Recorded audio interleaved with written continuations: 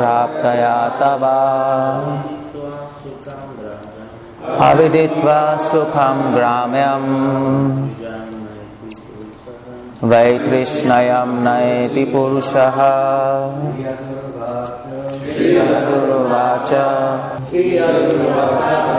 Yadu, the eldest son to Yati, replied, "Now Utsahe, I am not enthusiastic. Jarasa, with your old age and invalidity. Sthatum, to remain. Antara, while in youth. Praptaya, accepted. Tava, your. Aviditva, without experiencing. Sukham, happiness. Gramayam, material or bodily. Vaitrishnayam, indifference to enjoyment. Na, does not. Eti, attain. Purushaha, a person." Translation and Prabhupada, Vaishila Prabhupada ki jai. Yadu replied, "My dear father, you have already achieved old age, although you also were a young man. But I do not welcome your old age and invalidity, for unless one enjoys material happiness, one cannot attain renunciation." Okay, so I'm going to read Prabhupada line to line and explain that. That's what I'm going to do. So I'm just going to offer prayers. Om Ajnanat Amarandasya Jnananjana Shalaka Chakshurunuritam Yena Tasmai Shri Gurave Namah. Namah Vishnu Padaya Krishna Prasthaya Bhutale Srimate Bhaktivedanta Swami Prabhupada. Namaste Saraswati Deve Gauravani Pracharine Nirvisheshina Radhe Paschadeshta. Okay, so Srila Prabhupada writes in his purport, and he begins his purport by the statement, "Renunciation of material enjoyment is the ultimate goal of human life." Now, one thing, when we read Prabhupada purports, of course we all know Prabhupada purports are very special to us because Prabhupada didn't write his purports. It is written by Krishna. Prabhupada always said, these purports are ecstasy. So his every line is important, and what I'm going to show you by this lecture, what I'm trying to do is to show you that although we think that Prabhupada purports are not that systematic, it seems like that, because Prabhupada purports are not in points. So generally we say, okay, what is faith? So we have 4 points, 1 point, 2 point, 3 point, 4 point. Prabhupada purports are, at least explicitly, it's not like that. It doesn't seem systematic, but when you read each statement of Prabhupada, it is more than systematic. Every statement is connected to next statement by a logic. When Prabhupada is writing, he's speaking, there is an undercurrent theme going on. And that's what we have to understand from this verse. And we can understand Prabhupada purports if we put them in context. So what does Prabhupada say? Prabhupada says, renunciation of material enjoyment is the ultimate goal of human life. And this first statement looks odd to us because ultimate goal of human life is love of God. It's not renunciation. And Prabhupada says renunciation of material enjoyment is ultimate goal of human life. It appears as a contradiction. Because we say, Krishna Pum Artho Prem Mahan. Goal of life is love of God. Prabhupada says renunciation. But it is not. Because 18th chapter of Bhagavad Gita is perfection of renunciation. The name of the chapter is perfection of renunciation. So Prabhupada is bringing the point that renouncing objects is not perfection of renunciation. Renouncing ideas is perfection of renunciation. The idea of selfish enjoyment. That is, we have to renounce ideas and not objects. And that is what Chaitanya Mahaprabhu says. People who renounce objects, they are false renunciates. People renounce ideas. Nirbandha Krishna Sambandhe Yukta Vairagya Muchyate. You renounce the idea that everything belongs to me. And how do you renounce that idea? By accepting a good idea. That Nirbandha Krishna Sambandhe, everything belongs to Krishna. And this is true renunciation. So that is why Prabhupada says renunciation is the ultimate goal of human life. Because in reality, renunciation means attachment to God. That's what is renunciation. Renouncing your selfish desires and accepting good ideas, good plan. This is where Bhagavad Gita begins. This is what is Bhagavad Gita all about. The first chapter of Bhagavad Gita, interestingly, is observing the armies. Actually, in Sanskrit, the first chapter of Bhagavad Gita is Vishad Yoga. In Sanskrit, original text. But Prabhupada names it as not Vishad Yoga. The literal translation of Vishad Yoga is Vishad means sorrow and Yoga means linking. So literal translation of Vishad Yoga means linking with God with sorrow.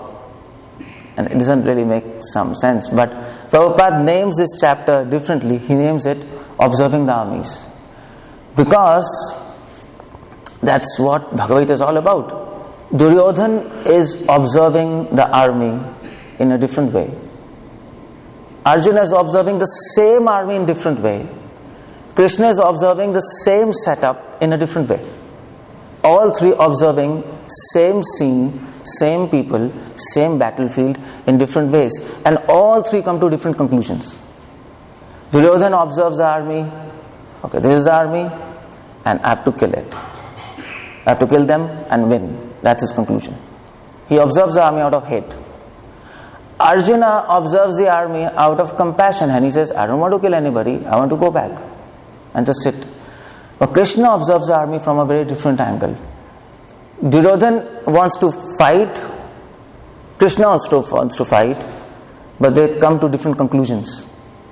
And Duryodhan comes to conclusion, I shall kill everybody. Krishna comes to conclusion, I shall kill everybody. But Prabhupada interestingly says, Duryodhan has an idea. You see the concept of idea. Duryodhan has a selfish idea. I want to kill everybody for my happiness. And why Krishna wants to kill everybody? And Prabhupada explains in first chapter, text number 32 to 34. There Prabhupada writes in the purport, Krishna can tolerate offenses to himself, but Krishna cannot tolerate offenses to his devotees. Prabhupada writes there, Krishna wants to take revenge. That is Krishna. So Krishna, we say he's ocean of love, yes. Ocean of mercy, yes. He's ocean of revenge, yes. He wants to take revenge. Why he wants to take revenge? Because to show what is love. Love without revenge is no love. What do you do with love? If somebody hits your lover, beloved, you have to take a revenge. And that's how his idea to kill everybody was to take revenge. The idea to take revenge was to establish love in this material world. Just as devotees love me, I love my devotees. That was his idea. So you see, this first statement, Prabhupada actually helps us to understand that the ultimate goal of human life is to observe this material world from a different perspective. That's what we are doing here. That's what we are learning. And at the end of Bhagavad Gita, Arjuna says, okay, Krishna, I want to fight because I understand your observation. I understand your perspective. I understand your idea. Okay, but the point is, to become detached to objects is very easy. But to become detached to ideas is very difficult. We have our own ideas. And to get them out, it's very difficult. Arjuna has his own idea to not to fight. And Krishna took 40 minutes to convince him, forget your stupid ideas, nonsense ideas, accept my idea. I'm not sure what you said. Oh, you're not sure? It's come here. Anyway, that's okay. I think I'm pretty sure now. Anyway, yeah, thank you for that. So yeah, it's very difficult to get rid of our own ideas. We have our own all hang-ups since millions of lives. And more difficult than getting rid of ideas is more difficult to being detached to ideas is becoming detached to our own attachments. That's the worst thing. We become detached to objects is okay and not required. To become detached to ideas, that's required. But to become detached to attachment to those ideas, that's almost impossible. We are all attached to our own ideas. So how to get rid of this attachment to our own ideas? Now, first thing is, attachment is beyond logic. You can't understand attachment by logic, is it? So you like your girlfriend, and somebody asks you, why do you like your girlfriend? She's not that beautiful. You could have maybe liked some actress or some Hollywood actress. She's more beautiful, no? So that person will say, well, I fell into love. I don't know why I like her, but I like her. So that's beyond logic, Attachment is beyond. When you fall in love, you fall in love. Why? I don't know. I myself don't know why. So to counteract poison, you need poison. A thorn by a thorn. Logic by logic. Attachment by attachment. You cannot get rid of attachments by logical understanding. To get rid of attachments, you need to become attached to something else. No, that's what Prabhupada says, to become attached to higher things. That's what we observe in this material world, no? So we observe that people who are attached to drugs, they become detached to everything around them. They don't know what's going on. And to become attached to a person, how do you become attached to a person? If you become attached to Krishna, you become detached from this material world. But how do you become attached to Krishna? Not by logic, but by service. So you observe this word. People who serve somebody, as you serve him, you understand his mind, you understand his nature, you understand his thoughts.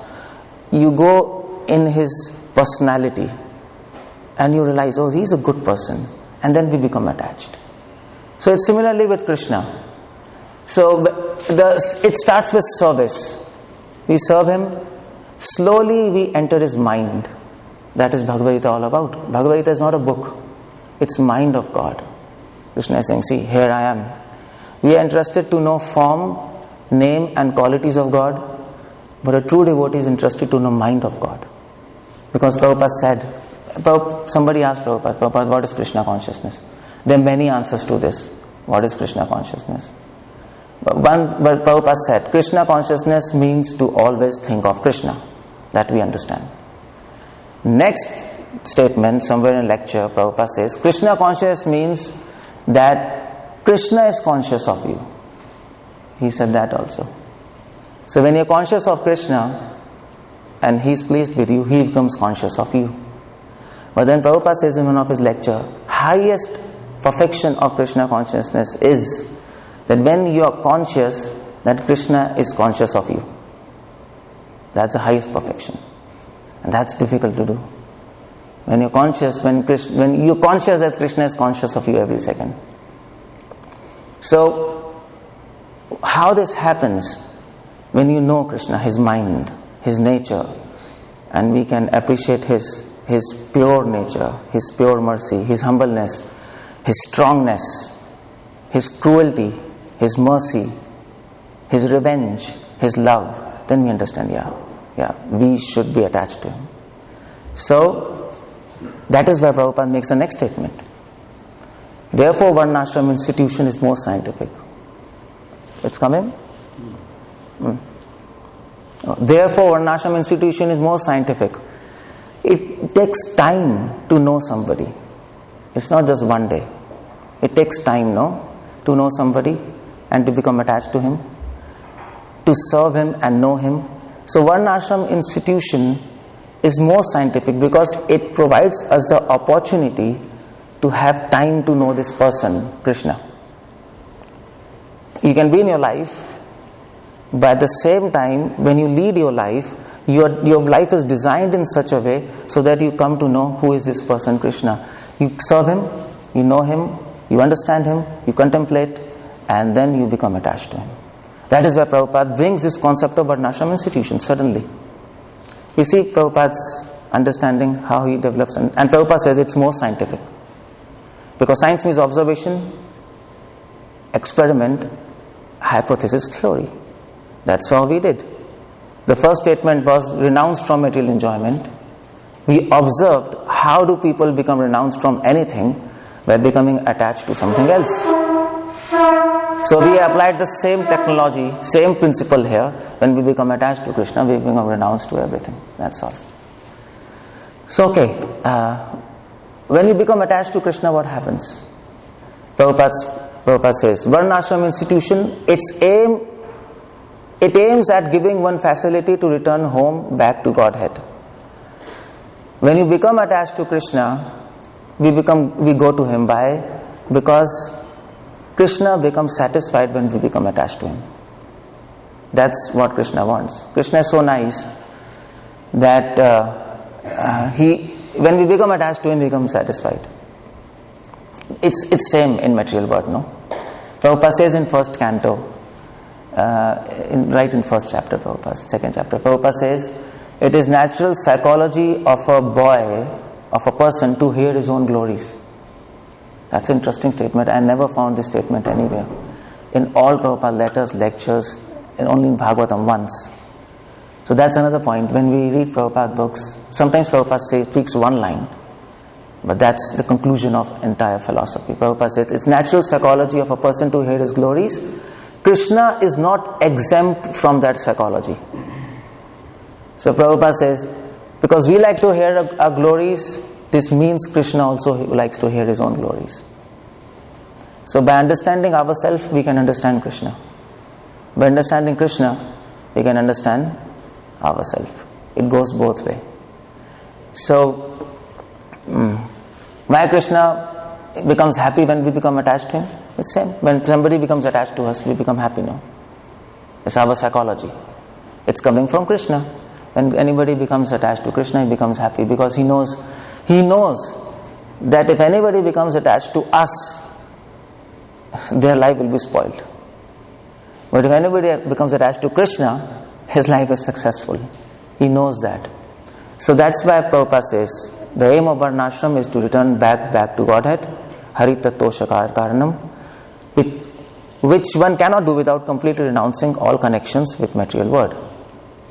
So to become attached to God 100%, you need to be detached from this material world 100%.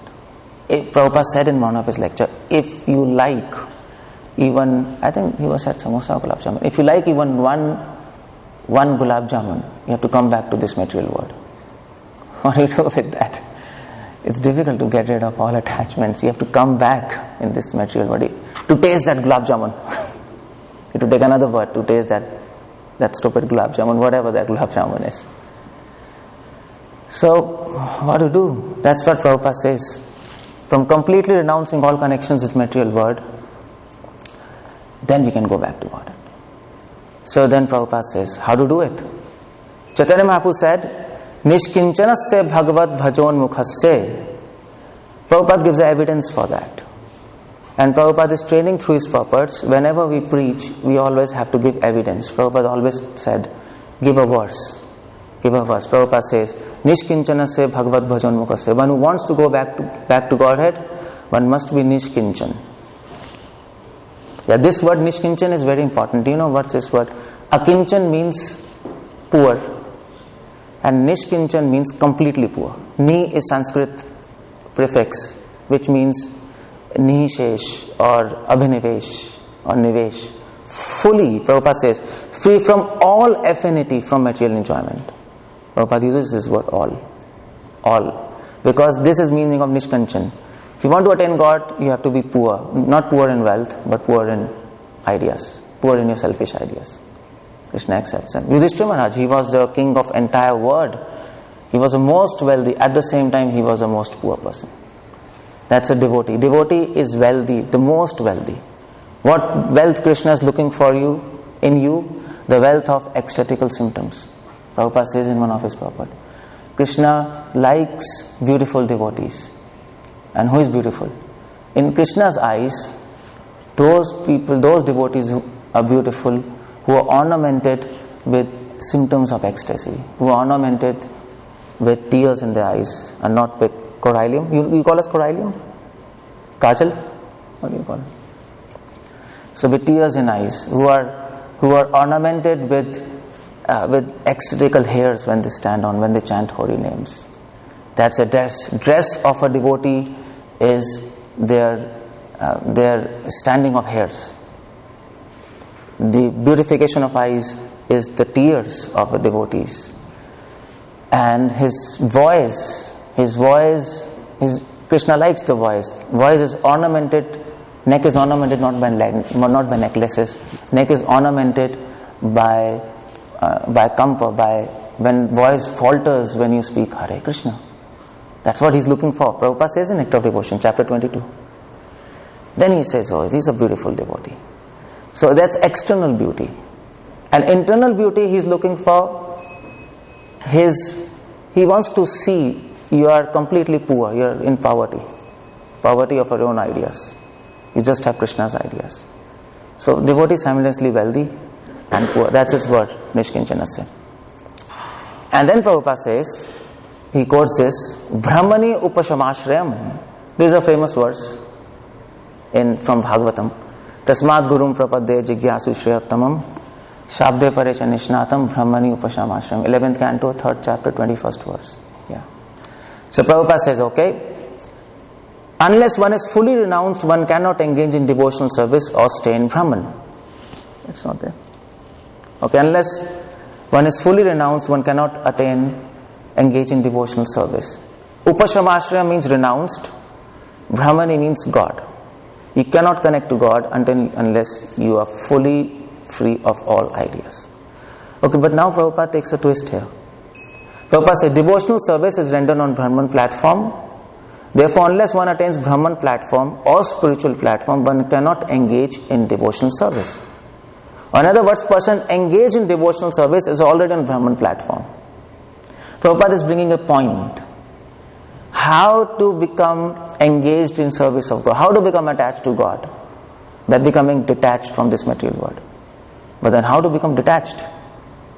That's a question. By becoming attached to God. So there's a twist here. So devotional service is both means and ends. That's the idea. That's the principle Prabhupada is bringing.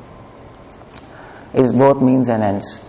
By trying to become attached to God, you become detached. And as you become detached, you become attached to Him. It goes both ways. And that's why Prabhupada quotes this verse. Mam javi vicharena bhakti yogena sevate sagunyan samtityan brahma vihaya kalpate. This is a principle of Sri Sampradaya. Bhakti is both means and ends. At least they focus on it very much. So we don't need any external process. But the point here is, by devotion, we transcend modes of material nature. That means by devotion we get detachment from this material world. That's a gift of God. That's a gift of God. And that is a symptom to know whether we are advancing or not. That is why Prabhupada says, renunciation of material enjoyment is goal of human life. Because only by renunciation of material enjoyment you can know that you are becoming attached to God. We cannot know we are becoming attached to God if we experience bliss.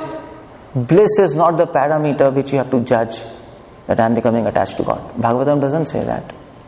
Janyati ashu vairagyam jnanam chatat ahitukam. Bhagavatam says, the more you are becoming detached, this is a symptom of attachment.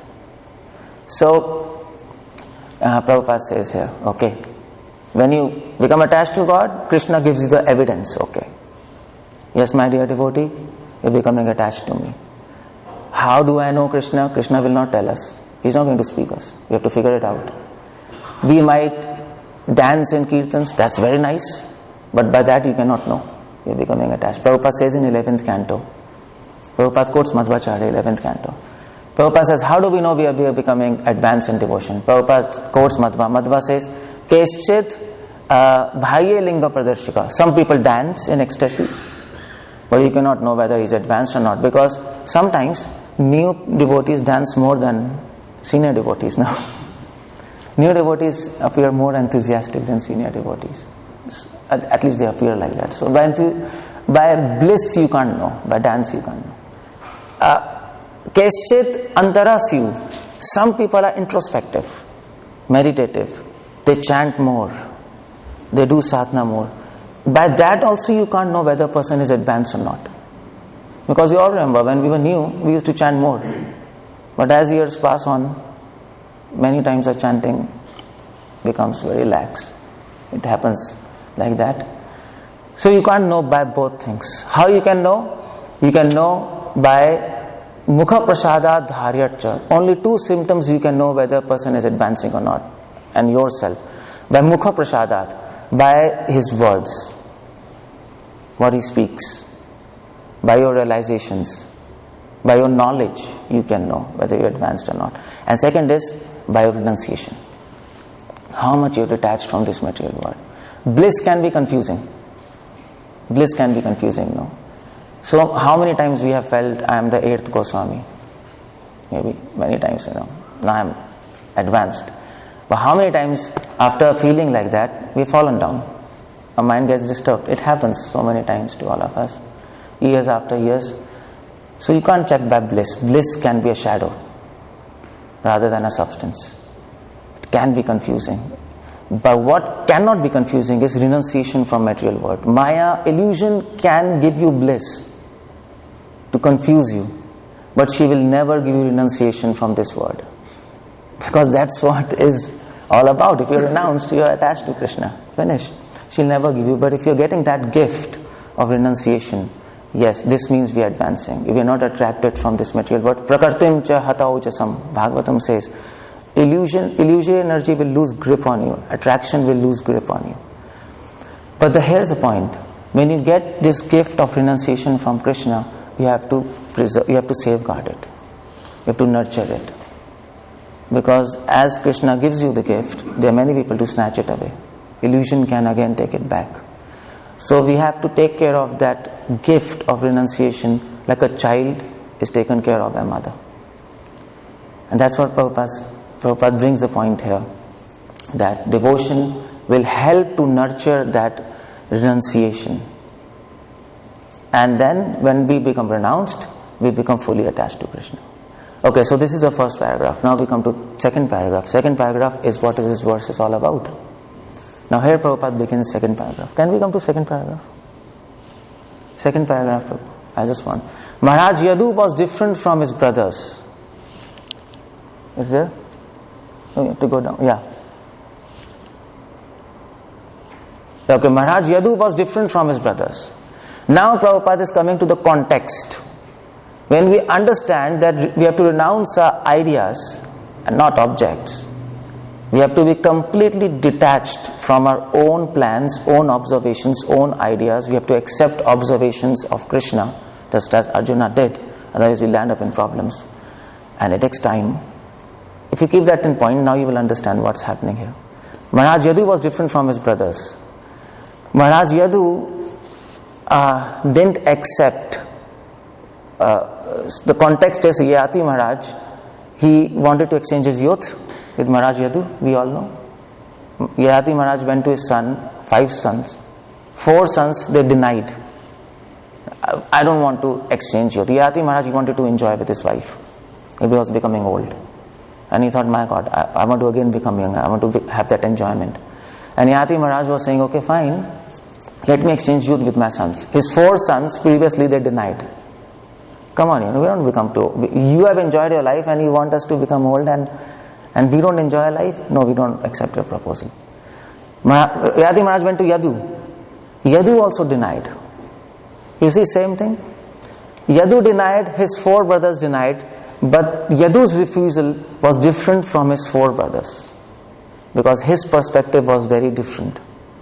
Just like Krishna's will to fight was very different from Duryodhana's will to fight.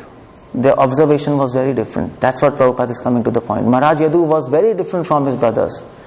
As stated in next verse, Turvasa chodita pitra druyus chanus cha bharata prataksha chakyur adharmakya. Maharaj Yadu's brothers refused to accept their father's proposal because they were not completely aware of dharma. Is there? To accept orders that follow religious principles, especially the orders of one's father, is very important. Okay? To follow the orders of father is very important. Those 4 brothers refused. So, they were irreligious. Therefore, when brothers of Maharaj Yadu refused the father's order, this was certainly irreligious. Maharaj Yadu's refusal, however, was religious. See? Oh, it's not there. Okay. Brothers, Maharaj Yadu's refusal was, however, religious. Maharaj Yadu's brothers, they refused. Their refusal was irreligious. Maharaj Yadu's refusal was, however, religious. I think that line is missing. Little up. That Prabhupada has to go up. So you understand? So that is why Prabhupada says Maharaj Yadu was completely aware of principles of religion. This Maharaj Yadu was completely aware of principles of religion. What is a principle of religion? Now Prabhupada is coming to this point. The first principle of religion is that intentions can change actions. That is very important. If you read all Dharma Shastras, there are around 32 Dharma Shastras. Most common is Manu Samhita. If you read all of them, the underlying principle is intentions can change actions. So, actions of Yadu Maharaj and actions of his brother is same. His brothers refused, we will not exchange youth. Yadu Maharaj refused, I will not exchange youth. But one action is irreligious, one action is religious. Prabhupada says Maharaj Yadu's action was religious. Why? Because intention of Yadu's Maharaj brothers were to enjoy, selfish. They are attached to their own ideas. But Yadu Maharaj's intention is very different. He didn't refuse because of self-enjoyment. He didn't refuse youth because of self-enjoyment. Why he refused? Prabhupada says, why he refused? Maharaj Yadu was completely aware of principles of religion. Ultimate principle of religion is to engage oneself in devotional service of Lord. Yes. It's missing actually a little bit. It's not going. The ultimate principle of religion is to engage oneself in devotional service of Lord. Can you navigate it properly? Because the lines are missing. Because what I'm saying, the ultimate principle of religion is to engage oneself in devotional service of Lord. This is a point. Intention of Yadu Maharaj was not to exchange youth because he wanted to practice devotion. That's why he refused. Intention of his brothers was, no, we want to enjoy. So one action becomes irreligious, one action becomes religious. That is what is Bhagavad Gita all about. Arjuna was saying, I will not fight Krishna because of compassion. Krishna told you, fool, your definition of compassion is nonsense. Compassion in ordinary terms is religious, but at this point of time your compassion is irreligious, because your compassion is coming from the intention that, well, I should not kill and it is good thing, so I'll be happy. I will be happy. He's attached to his own ideas of compassion. Krishna says, no. Compassion with this intention is wrong. You have to change your intention and then do compassion. And Krishna told, okay, fine. You want to be compassionate? Kill them. This is real compassion. Because sometimes killing is also compassion. Prabhupada says in one of his lectures, he says, Mahaprabhu initiated the movement of para upkar, compassion. Then Prabhupada says there, compassion means fighting. Because ultimately, Krishna said, Arjuna, you're a fool. If you don't fight, you're being compassionate. What these people are going to do, Kauravas, they're going to finish entire world with their nonsense ideas. They're going to make people atheistic. So killing them will help ignorant people. And that is what is intention. Krishna wants to change our intentions behind the action. So that's the first principle of religion. Through intentions, actions can change. Two persons may have knife.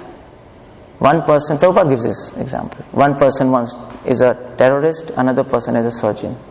Same action, putting knife in the stomach. But one action is irreligious, killing. Another action is religious, saving the life. So we have to understand that principle. Okay, I'll go quickly. So next principle is, Maharaj Yadu was very eager to engage in Lord's service, but there was an impediment. During youth, the material desire to enjoy material senses is certainly present. And unless one fully satisfies his lusty desires in youth, there is a chance of being disturbed in rendering service to the Lord. This is an interesting statement. Unless one fully satisfies lusty desires in youth, there is chance of being disturbed in rendering service to Lord. So what should we do? We should enjoy or what? What Prabhupada is proposing. We should fulfill all our desires. This is almost like Rajneesh philosophy, We enjoy to the maximum and then Prabhupada is coming to this point. We have actually seen many sannyasis who accept sannyas prematurely, not having satisfied their material desires, fall down because they are disturbed. Therefore, general process is to go through grihastha life and vanaprastha life, finally come to sannyas. Develop oneself completely to service of Lord. This is the second principle of religion Yadu understood. Yadu understood. It's why are we attached to anything? Because we crave for enjoyment. That's the root cause of our attachment. You crave for enjoyment for matter, you become attached to matter. You crave for enjoyment with Krishna, you become attached to Krishna. Yadu understood the second principle of devotion, of religion. That's in Narad Bhakti Sutra. Tat sukha sukhitvam. Krishna never says you don't enjoy. Krishna says you enjoy with me. Because when you enjoy with him, you become attached to him. That's what Krishna says. And Maharaj Yadu understood that's what is household life all about. In Varnashram. You have your kids, you have your children, but you enjoy with them with Krishna. You have them with Krishna. So you enjoy with them and you add Krishna and then you become attached to him. That's what is all about Varnashram. This is the second principle. By giving enjoyment to Krishna, you get enjoyment. By giving him enjoyment, if you find, Prabhupada says in Elevation to Krishna Consciousness, try to find happiness in the happiness of Lord. That Prabhupada writes. So that's what is all about, second principle of religion. We have to find happiness in happiness of Lord. And then we become attached to him. How to do that? How do we do that? You can do that. It's very simple. One idea is, if your spiritual master is happy, Krishna is happy. Okay, fine. If devotees are happy, Krishna is happy. Fine. But suppose if you're in a forest, there's no devotee, there's no spiritual master. How do you know Krishna is happy? So there's one way you can know Krishna is happy. If you want to find happiness in happiness of Lord, read pastimes of Krishna. In Krishna's pastime, if Krishna is happy, we are happy. If Krishna is sad, we are sad. See, you can relate with him. And that's why Prabhupada wanted every devotee to read Krishna book at least 1 hour, 45 minutes daily. Prabhupada said every devotee should read Krishna book. So Prabhupada had a scientific reason to tell us why to read Krishna book. Krishna book will help us understand whether we are on this principle of religion, finding happiness in happiness of Lord. So that's the second principle. And the third principle is, Maharaj Yadu, where am I? Maharaj Yadu was ready to accept his father's order, exchange youth for old age, because he was confident that youth taken by his father would be returned. But because his exchange would delay his complete engagement in devotional service, he did not want to accept his father's old age, for he was eager to achieve freedom from disturbances. And this is the third principle of religion. Let me just continue. Moreover, among descendants of Yadu would be Lord Krishna. Therefore, because Yadu was eager to see Lord's appearance in his dynasty, as soon as possible, Yadu refused to accept his proposal. This was not irreligious, however, because Yadu's purpose was to serve the Lord.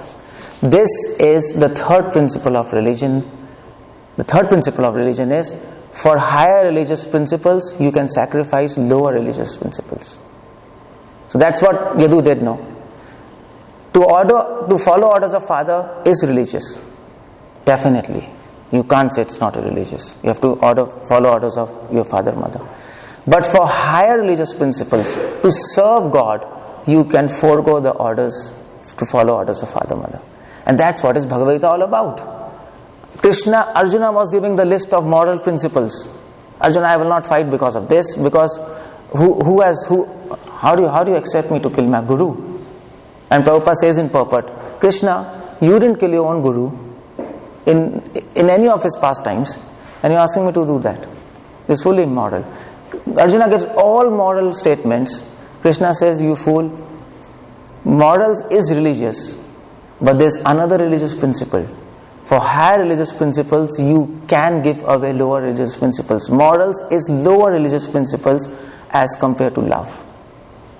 So you love me, you follow what I am saying, that is love. And then that is not a religion.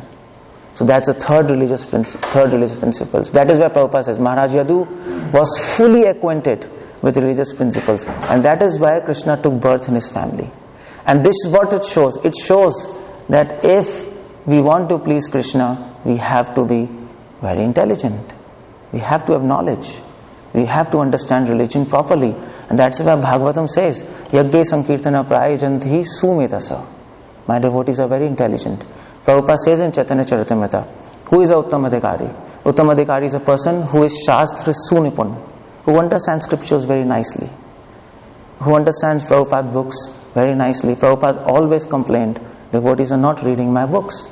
Prabhupada said, devotees are distributing my books but not reading. Prabhupada many times said. So if you read books, you distribute double amount of books. And Prabhupada said in one of his lecture, Prabhupada wrote a letter to GBC and Prabhupada said, I want all my devotees to read all my books. So when you read Prabhupada's all books, small books, big books, lectures, conversations, letters, then we get understanding of Prabhupada's mood and mission. His purports are so deep, he is developing a logic, he is giving so deep principles. Prabhupada's books are simple yet deep. Prabhupada's small books are not small. They are, if you can read, so you should read that book, Elevation to Krishna Consciousness. A small book, it says about your soul, you are not this body, and it goes right up to Mahabhav of Radharani. It's a small book. What do you do with that? They are not small. You can read your whole life. Prabhupada, big books are not big. Because they are so big, hefty books, but even a child can read Bhagavatam. They can penetrate this Bhagavatam. So small books are offering us realizations of Prabhupada. Because when Prabhupada is speaking small books, he is just speaking continuously. So when you speak continuously, you give your realizations, all realizations. Big books, Prabhupada is giving contextual understanding of every verse, just like here. So you get that. Letters give you the fire of preaching. If you read Prabhupada letters, again and again Prabhupada is saying, preach, preach, preach, preach. The fire of preaching is there in the books, but it's hidden. Letters, it is like Prabhupada is pushing. So letters have their own role. Room conversations, they help us. Prabhupada is teaching us how to argue, how to preach. Guests are coming, Prabhupada is preaching. Morning walks, Prabhupada is answering various queries of devotees. So it's solving our doubts. So different books of Prabhupada, different tapes, they're helping us to get an entire overview of Krishna consciousness. You can't replace one small book with big book or letters. Okay, I'll not read letters. Everything has different role. That's what Prabhupada, these purports are very scientific, very systematic. And here is Prabhupada's end. Prabhupada says here, because Yadu was faithful servant of Lord Krishna appeared in his dynasty. This is called faith. Faith means being intelligent. Prabhupada says faith means having knowledge of scriptures. And having knowledge of scriptures means understanding Prabhupada books as it is. Prabhupada books are everything for us now. That's everything. You can read. I have practically read all Sampradayas, all books. I mean to say, because when I read Prabhupada books initially, I thought it's so simple. We feel like that, no? Prabhupada is repeating, it's so boring. Anyway, it happens. So then I was thinking maybe I should read other books. So I read Madhva Sampradaya books. For that I learned Sanskrit. Then I read Vallabh Sampradaya books. I read Gujarati. I learned Gujarati. Then I read Nimbak Sampradaya books. For that I learned Rajasthani. The books are Rajasthani. Then I read Sri Sampradaya books. Most of them are in Divya Prabandham, so I learned Tamil. Then I read Kanak Das Purandar Das. For that I learned Kannada. Then all are Gaudiya Vaishnava philosophy. For that I learned Bengali. And then after so many years, after 15 years, after 12 years of learning everything, then I again read Prabhupada books and I came to conclusion I wasted my time. Seriously. It's a waste of time because you get everything in Prabhupada books if you read properly. But Prabhupada books have everything. But the technique is you have to read all books of Prabhupada to get a full perspective and to penetrate them. And that's why Prabhupada says, Yadu was a faithful servant of Lord. And then Prabhupada finishes purport. Then you can read just few lines. I finish his purport. And thank you very much for hearing me. Hare Krishna. Srila Prabhupada ki Jai. Any questions? If you have 1 minute, I don't know, Archit Prabhu. Everyone's free to stay and ask questions if they want. Any questions if anybody wants to ask, otherwise? Yes, Prabhu. Yes. So, Bhuvan, the talk was about knowing Dharma. Yadu knew what Dharma was. his brothers didn't know. So many dharmas, one dharma overlaps another dharma. Yeah. So that's why Krishna comes and says, Sarva dharma parijaya, give up all the dharma. So now, since we mentioned in the purport Varnashram dharma, that is the gradual elevation for the people to be happy, what will be the key element on your research and reading of all the books and Prabhupada's books? What will be the key element to make Varnashram dharma work? What will be the... Well, I have read many... So practically I'm heading a Varnashram project in India, and I'm doing research in that many years. But what I concluded by reading all these Dharma Shastras, you can read and it can become very confusing. There are many things out there. But the point is, the only thing which can make Varnashram successful is insights of Prabhupada. Prabhupada gives all hints. Prabhupada says, I have given all hints and all details in my books. So we have to read Dharma Shastras from the perspective of Prabhupada, and then it can make work. Because what you see, Dharma Shastras, they give principles and in theory, but Prabhupada gives practical details. That's not there in Dharma Shastras. Now, this age is different, no? So Prabhupada gives the practical details. Prabhupada takes those principles, put it practically for us. That's what we want. And that's why reading Prabhupada books can help us. So I'll give you an example. In Dharma Shastra it is said, right from age of 5, you should see whether the boy is a Brahmin or Kshatriya or Vaishya Shudra. Is it? Psychology of a boy, and you should accordingly train him. So Brahmana, you should give knowledge. Shudra, you should not give knowledge. You should engage in practical activity. Kshatriya, fighting. Okay, like this. But Prabhupada says in one of his purport, Prabhupada says, till 16 years you cannot know. 16 years, its psychology of a boy is not well developed. So what do? Prabhupada says, you expose him to all branches of knowledge. Let him choose slowly. Because Prabhupada says, till 16 years he can change his mind. It's very difficult to know his psychology. Especially in this age, where we are all confused and our personalities are so messed up. For some you can know, yes, he's a Brahman. Very. For many it's very confusing. So Prabhupada increased that limit to age of 16. Now, is there any scriptural evidence for that? I looked, I didn't find. Because all the dharmic scriptures, they say, right from age of 5, you should know what's the psychology, and then put him in that category. And many other sampradayas, they look at astrological chart, and they know whether it's a Brahmin, Kshatriya, and they train him. But Prabhupada 16 years. But then I read Shandilya Smriti, there is a Dharma Shastra. And in that I got quotation that till 16 years, a man is a womb, a man is a baby. You cannot recognize his psychological tendencies. It's very difficult. So after 16 years, you should actually pinpoint whether he's a Brahmin, Kshatriya, Shudra or that. I got a quotation. And how did Prabhupada know it? That's the point. So the point is, Prabhupada is being dictated by Krishna. There's no doubt about it. I don't know whether Prabhupada read all Dharma Shastras or not. I don't know. Probably has read or not.